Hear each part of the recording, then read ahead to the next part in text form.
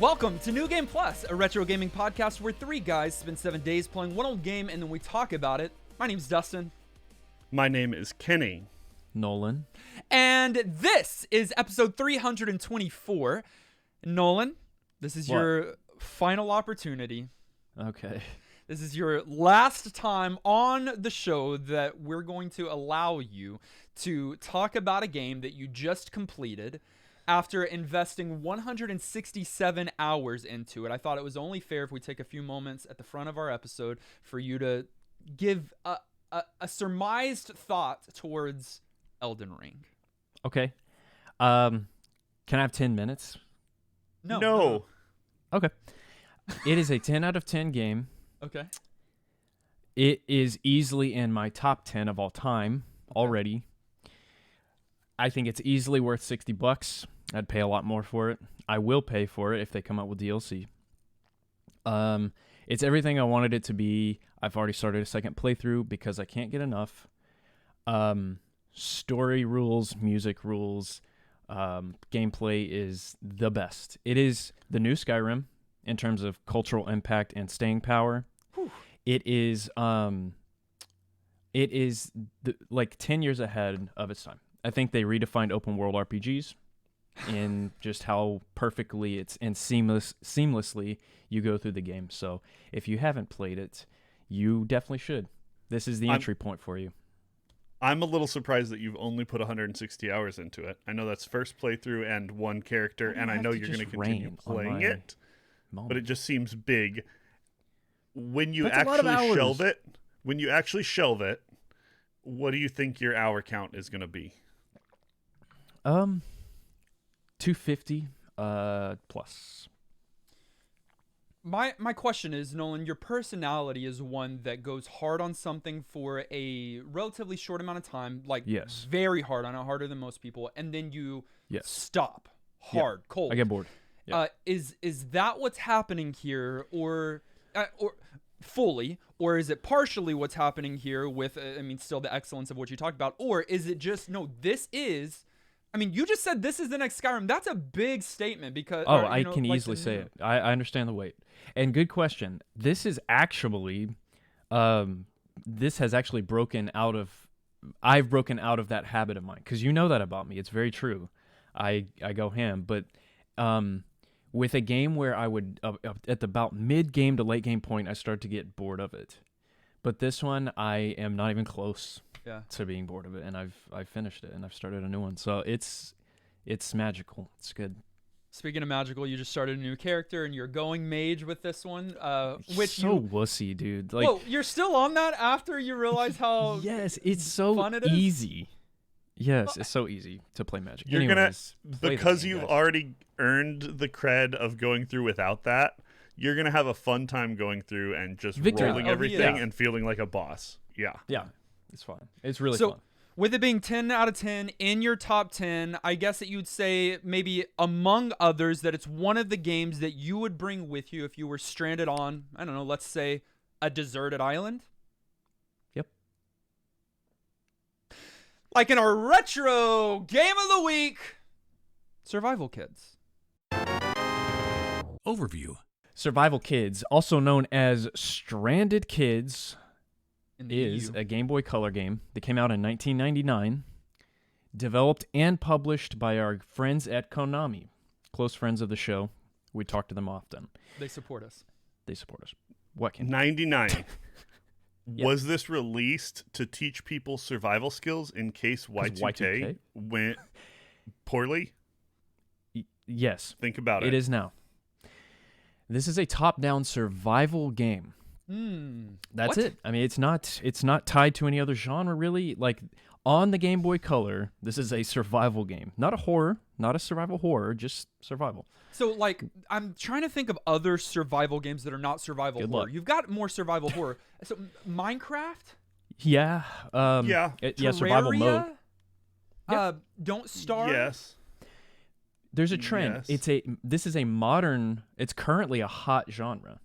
In 99? Is Rust horror, or is it just survival? It's not horror, it's just survival. Yeah, Rust, you could add that to the list. There are aspects of all three of those games that can be scary. Well, because sure. Survival, Yeah. like, fundamentally is a scary thing. In 99, on a handheld console, I don't think that was the top genre, at least not at my recollection. So, yes, that's an important, like, point here to talk about. Did you guys have a Game Boy Color? That's my question for you. No. They weren't out when Kenny was young. I didn't. My brother might have.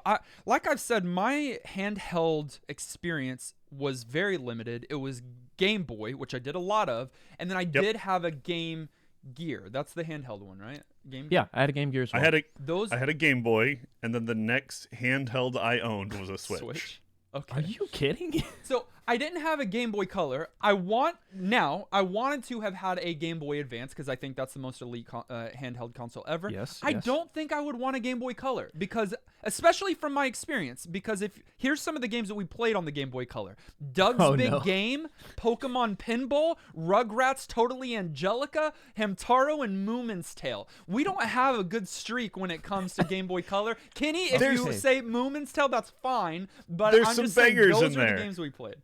I'm just no gonna bangers. say no. No I'm gonna bangers. say there's some. I'm gonna say there's some bangers in there, but I'm gonna let people figure out which games I'm talking about. Well, you can say that. You're wrong. There are some that aren't as bad as others, but none of those are GBA equivalents. Yeah, interesting you say that because I think I've always thought Game Boy Color is almost technically Is it mid? Yeah, it's mid. It's a glorified Game Boy. I mean, Yeah. it's backwards compatible, which is fine.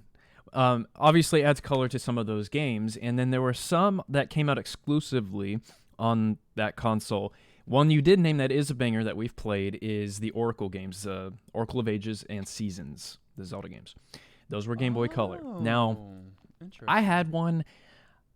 I didn't think it was anything special until the GBA came out. Anyways, I was just curious what you guys' experience was with a console. The story of Survival Kids is you are either Ken or Mary, and your you're on children, the Titanic. on the Titanic with By your father. yourself. Only two people on it.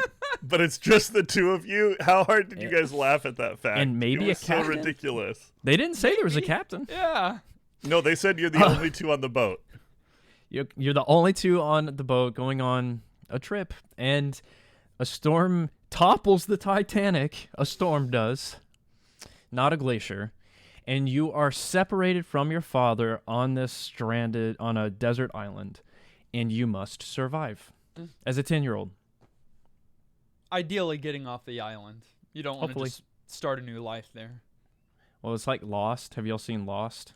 It's based what's on that? that show. Tell me about it. Could you tell me the story of Lost real quick? Yeah, here, season 1.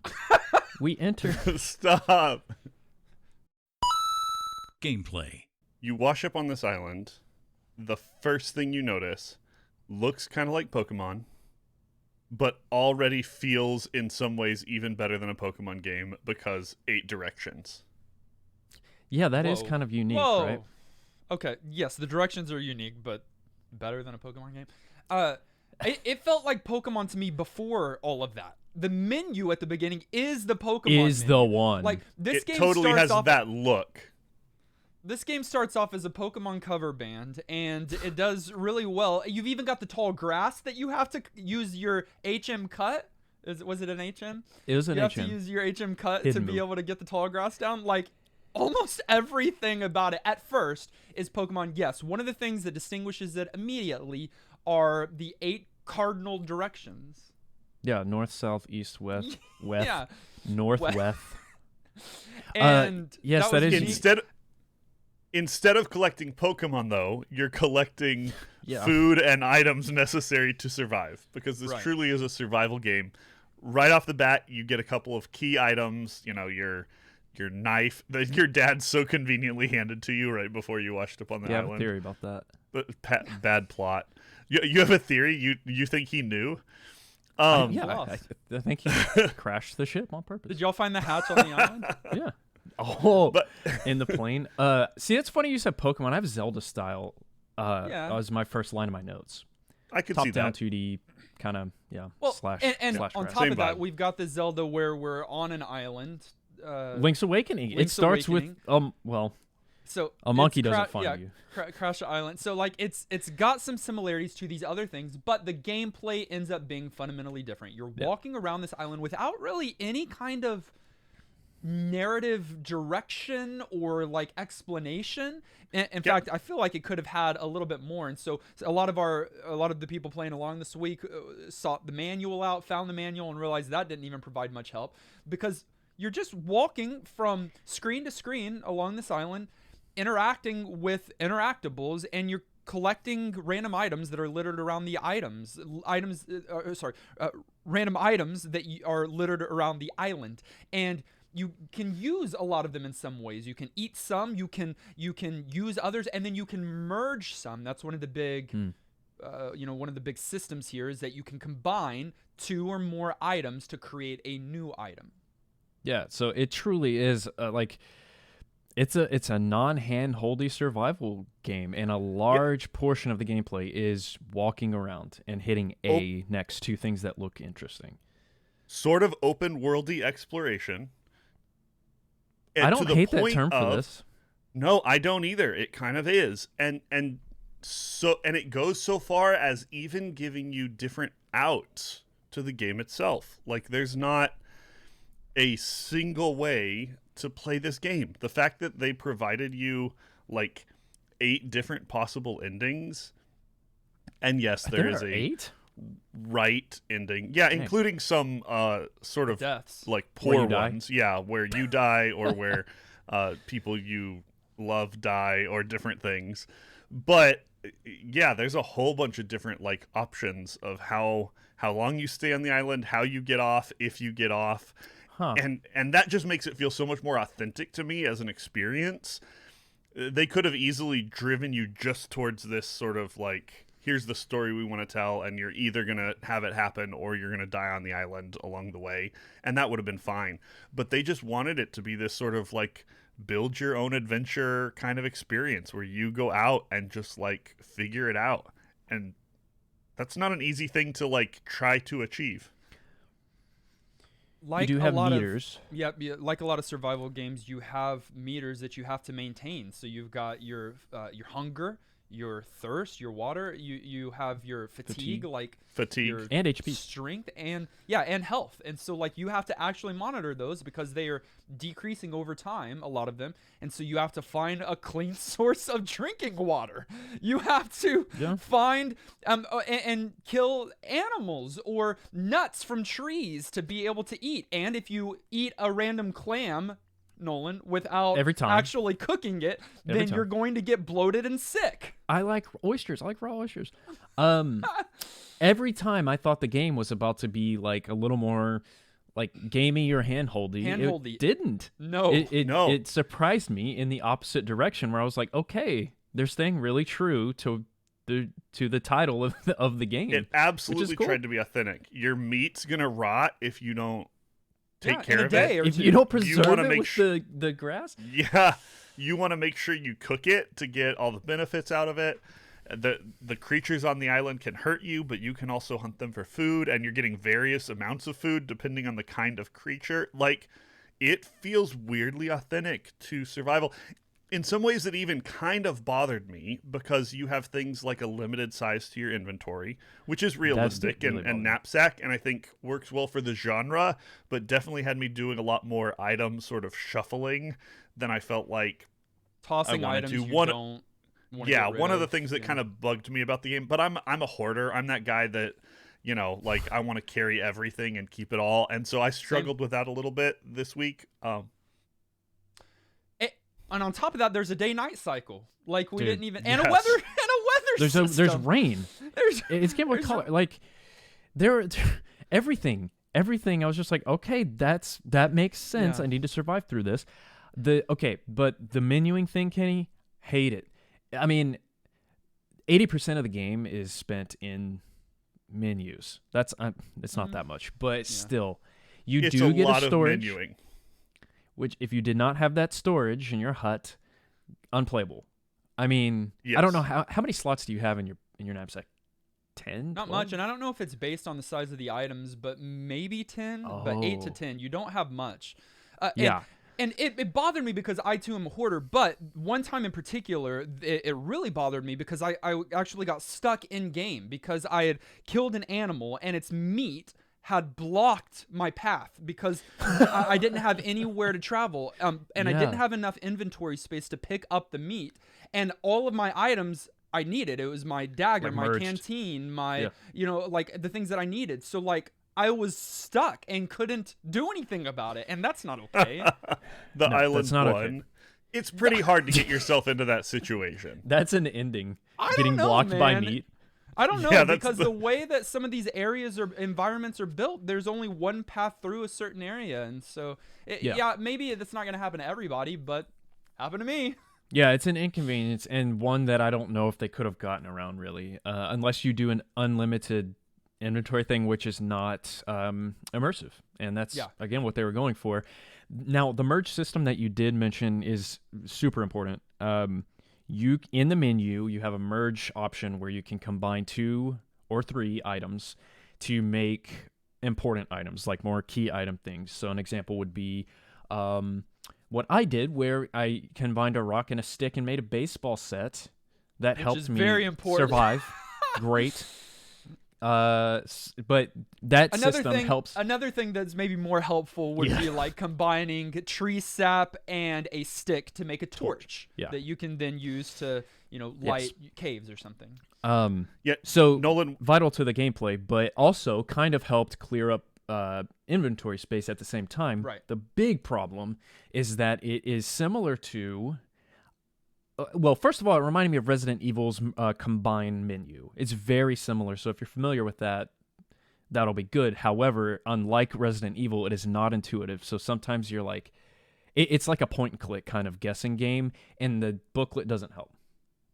see, you whined about it in the first play. Whine is a strong word, but like not liking the merge system. And I was going to ask you if you thought it got better over time, because I didn't feel like it was that terrible. It seemed relatively obvious to me what kinds of things might go together. Like if you got a key item, it was usually pretty clear what it was supposed to do and combine with. I know a little bit of trial and error and some like I didn't feel like it was as bad as the routes that you're pointing out of kind of these old, text-based kinds of inventory games where you're puzzling your way through it and just like randomly trying to combine nonsensical things. They all made sense to me. It was not obvious to me. It didn't all just make sense to me. But the thing that was helpful in this game is that I from my understanding, from my experience at least, no item is a single use you're going to screw yourself over. I think everything is respawning on that island, which is helpful. So, like, even if you do end up making a baseball set, which I would imagine does absolutely nothing for you. Well, it says something like Homer, or like, it's he plays with it, and that's all. Well, I mean, that's cool. But even if you do something like that, you can maybe on a later day find a similar, another find stick. Those items again and do something else. Which is nice. And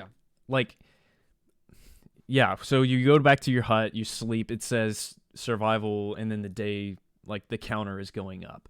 And are you saying that some of the ending triggers have to do with how many days you've been on the island? Yes. That's kind of cool. There are a couple of endings where it's we didn't get off the island, we just decided to basically live here. Whether you or you and someone you meet on the island. I don't know how much to spoil things or not, but you've got a couple of endings that are just like we just established life here, and this is our story, and we live happily ever after forever on this island.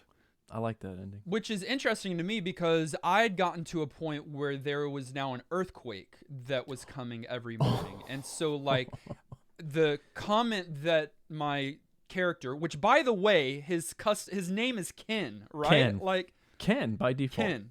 Yes. Yeah. Short for Kenny. Short for Kenny. No. That's what I always name my character. Short for Kenneth. No. So, I mean, yes, this is you. And I wish as a 10-year-old I had this kind of adventure. I know, this I'm kid's just saying. smart. he would make a comment about, like, I've got to get off this island quickly. Like, so in my mind, this earthquake was about to devastate the island for good. So I was trying to hurry there at the end. So I'm surprised that you can even just stay on the island if you that's cool. choose. You were like angering the gods or something. I don't know. I did see That's a not a polar thing. bear run by, which was odd. Did you a polar bear on that island? Did you guys meet Bub? Of course. Yeah. Of course. And when you do, so Bub is a friendly monkey that you save after a storm, and when you go into the menu, you do have a character portrait. It's kind of nice. It changes after Bub joins you Bub's to on him his shoulder? cuddling Bub Bub on his shoulder, and it It's is so good. so cute. It is. Some of the moments in the game are split off by cutscenes. Cutscenes? Are those cutscenes? Sure. Yeah. Yeah. And so it maybe switches up a little bit, but I cannot stress enough that the gameplay here, from the beginning to the end, you're doing the same thing. You're doing different things, but it's all the same. You are going around the island collecting, so like nothing really changes up. You don't level up. You don't get new weapons. Oh, well, that's not true. You can make a bow and arrow. You can make, so like, you Yeah. can Bow and get arrow an sucks. axe, make an axe. So like you can do some of that, but like this is survival. It is RPG a little bit, but there's no levels. There's no experience. Your health always is max at 100, I think.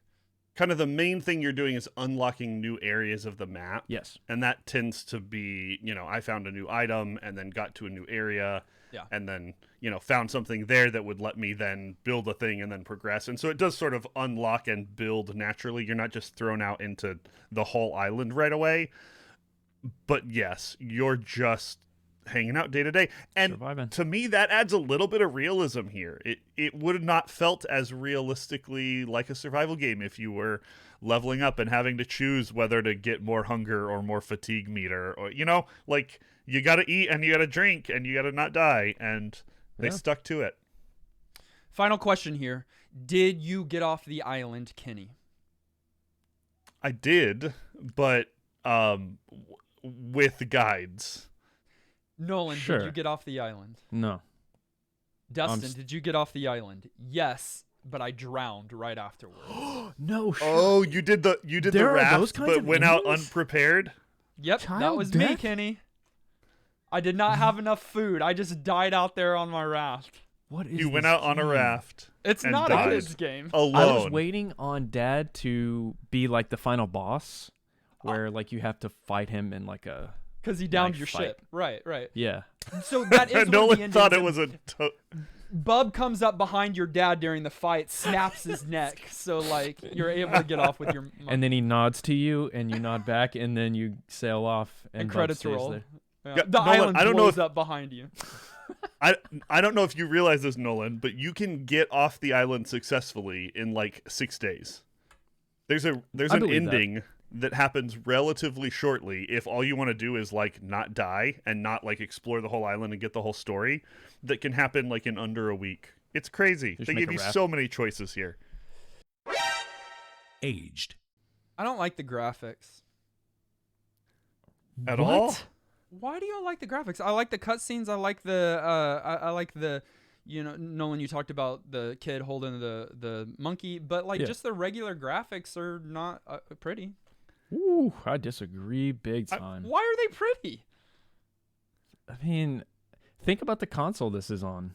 Right. That looks great compared to a lot of other Game Boy Color games. Not Hamtaro. A And- nice color palette. Day You're night on an cycle island changes. alone. Yeah, it's supposed to be kind of isolated and sort of item and location Whoa, you're centric. tripping. The visuals fit what it's trying to do, and they look. I don't know. Yeah, I'm in Nolan's camp here. I think for Rain what the game effects? is and when it came out, I think it looks great. Raindrops on the screen, like that's really surprising to me. I do think the menus are bland, but they sacrificed interesting menus where you might have icons to represent some of the items, which I think would have been really nice and cool. GBA, they totally would have done that. But on Game Boy Color, they sacrificed that side of the game to make the actual gameplay vibrant, bright, like really cool sprites. I really like the graphics of this game. disagree. Maybe it's to the console, and maybe? I haven't had tons of experience with it. Most of the experience I have had, it doesn't stand up to the Zelda games that we played. I know that's a high.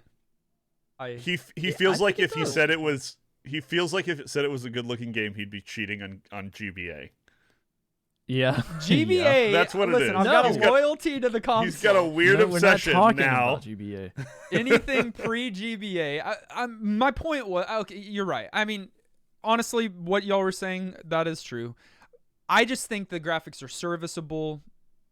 They're not great. They're nothing to write home about. I was impressed more so by the cutscenes, the kind of anime-esque drawings and animation there, and the animations that started the game. I thought like all of that looked good. I would put money on the fact though that even if you didn't like the graphics, that for the Game Boy Color, that you liked how this game sounded. Yeah, a lot. They were short tracks, and so they end up becoming repetitive, but they're good. But they're good. They're good. Very good. And areas have different ones. Right? And different parts of the story even. Like when certain things happen, like it will go to a different one. They kind of match tone. Absolutely. Yeah. I thought there were definitely some good tracks in there. And I know that this wasn't the only Survival Kids. Well, the thing that's interesting is that Survival Kids came out all around. The sequel did not. The sequel was exclusive, like a Japan only audience, and it came out the following year, Survival Kids 2. So like this is the end of this arc, I guess, but the series continued on on the DS in the Lost in Blue series. Yeah, they rename it, but it's the same series, just updated and with a new title. Is Ken in it? Is Ken in it? Kenny? I mean, if you want him to be. I don't know. Well, I'm assuming that you can do variable naming, and I don't know what the defaults are. I've never played those games. Well, Lost in Blue follows two young teenagers, Keith and Sky. So if you think that it's the same series, even though it's called Survival Kids and Lost in Blue, and one has Kenny and Bub, and the other has Keith and Skylar, or Walt and Skylar, then you're wrong. Here are things that I know. You've watched True Detective, and you also don't believe the thing that you just said. You can have a series and it be a single series and have it feature more than one character in it. Final Fantasy VIII doesn't have the characters from Final Fantasy VII. I ain't playing. They are both They're called still Final Fantasy games. But no, you know you're wrong, and game? it's a ridiculous argument, but it's a silly thing for us to get worked up about. Do you know what's not a Final Fantasy game? The series that branched off from it that I can't remember off the top of my head. Seiken Densetsu is not a Final Fantasy game, although they may have started in a similar place. That's all I'm saying. Spiritual successors. Okay. $134 used. Wow. What? $560 new. I don't know if I'm paying that for a Game Boy Color game. Any Game Boy Color game. Any Game Boy Color game, especially one you can beat in 6 days, which is about 30 minutes. You can beat this game relatively quickly. Oh, I need to watch a speedrun. That's in a certain way. And with 8 endings, there's some replay ability and value here. Absolutely. And you can pick between two different characters. Yeah, at the beginning you can pick a boy or a girl. Yeah. And if you get one of those short endings, it's like go back and play it again because there's a much cooler ending that you can find. You know, like it prompts it to really get you through the whole story. And you want to, because some of the depth here you don't see till near the end. The kind of dungeons that you sort of get to explore in the ruins, some of the mini games that exist, like you're not getting those until the latter part of the game. And so it's definitely worth, if you're going to play, going through and playing it correctly. But is that worth $560? Is $500 in game? No. No. Final thoughts. At the end of each and every one of our episodes, we determine whether or not the game gets our vote for New Game Plus status, which is our general thumbs up or thumbs down. It does require 2/3 of the vote to swing one way or the other. Kenny, begin. This is one of those games that I think was better when it came out than it is today. though handhelds hold up well and it's going to feel relatively the same. I just think that some of these go explore it and figure it out games, what's rewarding is going exploring it and figuring it out. And if you're playing it in 2022, everybody's just going to open up a guide and just like walk through their way through this thing. And that's not where you're going to find value in this game, to me, at least what I like. However, it's a fairly casual game that's easy to pick up and return to later, and still lots of kind of fun elements, even if you are going to do that. I thought it was sort of an interesting bridge, just like historically looking back on the genre of survival games and like what had existed and when this came out and what came later. And so there was definitely some value in that. But overall, I felt like it was a unique, cohesive, and fairly interesting, if slightly repetitive game. Not everyone's going to like it, but I think enough will that it's worth recommending. So, New Game Plus for me, I was shocked by this fact. Survived. I've got survival on my mind. I was shocked by this fact, but I was pretty impressed with this game. Yeah, give it a shot. That's one yes. I will continue my streak from last week in making our community mad, but survival games are the antithesis to what I like in video games. I like using a guide to develop a character, to have a linearly progressed story, and I want to see and do everything within that. But survival games are not that. Survival games are kind of what Kenny said. It's you don't do it with a guide. In fact, I doubt Nolan did it with a guide. Nolan kind of plays games like they should be. I did. Okay. I mean, I did at one point, but I didn't. I did. After a while, I had to look up something. Survival games are for a people that like to go out and be outside, and that's for not people me. like You might be right. That's the difference. They like to go and experiment and try new things, and that's not me. I want to be told what to do and enjoy a robust story. And I know that's not with every game, because like there's some other games that don't have that I can find enjoyment in. But this genre already has some pushback for me. And then the game itself, while it is most certainly intriguing, for me, it wasn't intriguing or fun enough to pull me back day after day this week. The initial appeal was there, and I was like, I'm in a world that I'm just going to explore. But after trying to explore on my own and then just following a guide, I wasn't that excited about it. And once I got pretty far and got off the island on a raft, but once I drowned it and just had to find some animals to be and have enough food to be able to make that journey, I didn't even care or want to anymore. The only thing I cared about was saving Bub, and if that wasn't an option, then I didn't want to play anymore. So I do not give Survival Kids my vote for New Game Plus status. This one's kind of crazy. It's just not at all what I expected. I didn't know this game existed. Anomaly. Yeah, truly. And Game Boy Color is not like the hypest thing to me. It has aging factors. The biggest one for me is the amount of menuing and guessing that you have to go through in order to craft items and progress, even though progression is kind of blurry in this game at all, but that was intentional. I also think it can feel a bit samey as you progress or play longer. But all those things, like Kenny said, are intentional and part of a survival game. That's what you do. It's kind of a hardcore mode for when you put it up against other common genres, because it's like real life. You have to eat, sleep, and drink water, or you're done for. And on Game Boy Color, that's a ambitious project by Konami to do that kind of game on here, but they killed it using the resources that they had. The game presentation is still very, very high quality. I'm going to say nice job, Konami. And yes, this gets NGP. And I'm really curious how those DS games play, because I bet those are so good. That means that Survival Kids is New Game Plus certified. But what did you think? We had 390 votes on YouTube. 11% said yes, it's worth playing today. 6% said no, go play something else. And a whopping 83% have never played the game before. Not a surprise. It's one of our higher never played before titles.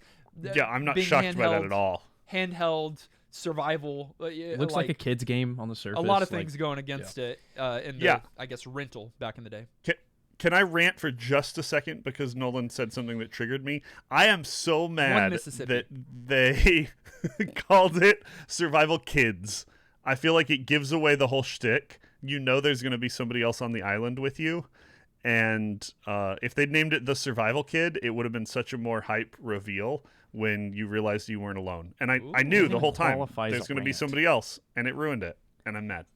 That is all. I kind of like that, Kenny. You should work in video game development. We talked about that before. Konami, hire this guy. Get him off our back. All right. Garlisle said... Open world survival crafting are 3 out of the 4 horsemen of the modern gaming apocalypse. The last one's either multiplayer or zombies, depending on who you ask. Fortunately, this one is neither. It's intimidating to start with, mostly thanks to a lack of in-game information. Figure out the basics though, and the game quickly seems much kinder. And once you feel emboldened to go searching, there's some fun to be had. For the era, the use of per playthrough randomized elements and branching endings is particularly notable.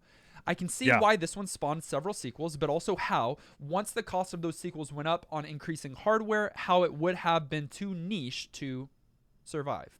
Maybe it would find a home in today's market if Konami ever made video games anymore. Yeah, true. He called out an element we didn't mention, but that I found was so fascinating. The fact that on your different playthroughs, your bushes and your mushrooms and whatever else are all going to do different things each time. And you have to like rediscover that and know which ones to use for your combinations and whatever else. That's why I always eat adds so much more replayability. I don't think you're ever going to be able to eat raw clams in a game. No, there's a good clam in there. I also think it's fascinating that this is a modern genre. Like it's just popular, like survival and open worlds and crafting. All the things that Garlo just said is like popular now. So why did they make this in 99? It's such an interesting just thing. I don't think there's anything there other than it being interesting, but it's funny. Ace of Pain said, definitely one of my all-time favorites from the Game Boy Color. Even with its somewhat tedious mechanics with the health, sleep, food, and water management. Had to use Nintendo Power to beat this back in the day. But this game has a very relaxing charm and art style that feels right at home with titles like Link's Awakening and Pokemon. While the game may be cute, it maintains a somewhat serious tone. That is to say, this game does not hold your hand. Survival is key, and experimenting with the various item mixes and food selection is necessary for any kid looking to survive this island. I give it NGP. We're all kids still just trying to make it, you know? That's really on good. I'm just a kid, and life is a nightmare. I'm just a kid. Whoa, DMCA? Nintendo. Retro Man said, I really wanted to like this game. I think it looks good. It has an interesting premise and is impressively realistic in its mechanics and theme. Which, can I just say, when is the word realistic used for Game Boy Color games? And never. Ever. Yeah, here.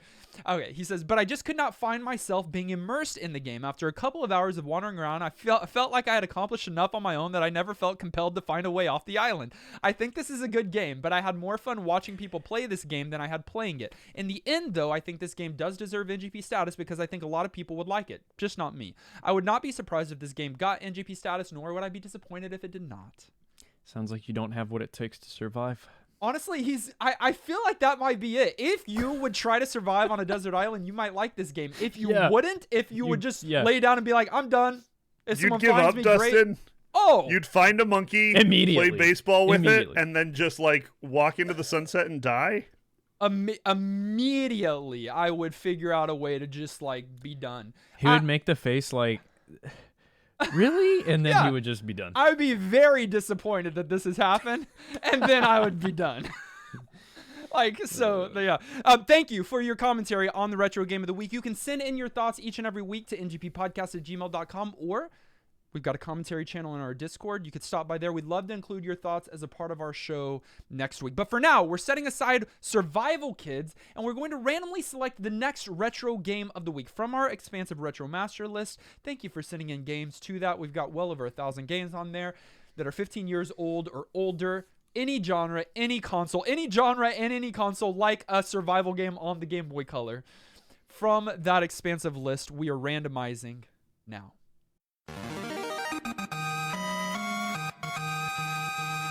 All right, we are going to be playing a game that was created in 1993, published by MVP Software for the PC. Specifically, Most Valuable Player. MS-DOS. It's a platforming game. And the player goes on a journey to find hidden weapons. They just need to collect all the salad shooters in a level and pass the exit door. There are 3 episodes. The first one was released as shareware. The other 2 were purchasable. You're going to love this title because it is called Pickle Wars. Nah, we're not doing this one. That sounds like the next most one? ridiculous thing. I have some fond memories of shareware era platformers. Jackrabbit and the like. But Just that one. I don't know. We'll see. With a title like that, Kenny, it's not going to be good. Oh, no. This is going to be absolute garbage. With a title like that, it sounds like something I should have played on my TI-83. The whole setup is reminding me of Commander Keen, because episode 1, Invasion of the Pickle People, episode 2, Escape from the Pickle Planet, and episode 3, The Search for the Doomsday Machine. I'm already feeling Chex Quest vibes. I don't know. The more you're talking, the more hyped I'm getting. Here's the thing. Like nostalgia thing works for me. Early PC. Let's go. Find a copy of Pickle Wars. MVP Soft ended the sale of the game around 2009, and so now they offer a free registered game. So it's free. Everybody can play it this week. You've got no excuse, unless I guess you don't have a computer. Find a copy of Pickle Wars and play it along with Kenny this week. Discord.gg/newgameplus. That's where you can go into your browser, type that. That's where you can go to leave your commentary about Pickle Wars. I know that you have some. And also connect with our community. So we'll see you there. When you hop in Discord, here's some of the folks you're going to see because they support us and they exist and we love them. Our producers, including Amarlian, Antonin, Ben, Brunt, Carrie, Captain Protein, Dan, Francesca, Gimbin, Joey, Jordan, J. Robert, Justin, Clid, Nick Nat, Corey, Maximum, Mr. Lattes, Nawal, Sajan, Secret Duck of Evermore, Shauna Thomas, Unbelievable, William, and Zion. We want to say thank you to Timothy for upping his patronage this week. A huge shout out to Austin. Thank you for supporting us at the director level for the first time. And we also want to give a shout out to our other, I know that's big, to our other director level supporters as well, Brojim and Garlisle. We appreciate it. Thanks all for supporting our podcast, even if my co-hosts are ridiculous. Don't call me names. There's 1/3 of us that are most ridiculous, and it happens to have a thick beard. Austin, thank you for that outrageous support. Welcome to the director team.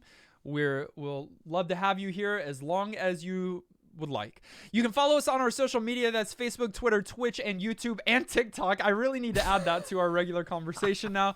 All of those links are in the show notes. Listen directly on any podcast provider of your choice. Make sure you subscribe so that you are the first to get new NGP episodes. And while you're at it, please leave a kind rating and review.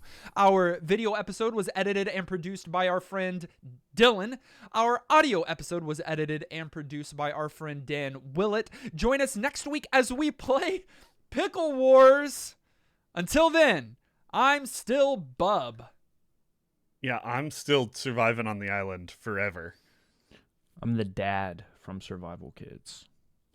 And this has been New Game Plus.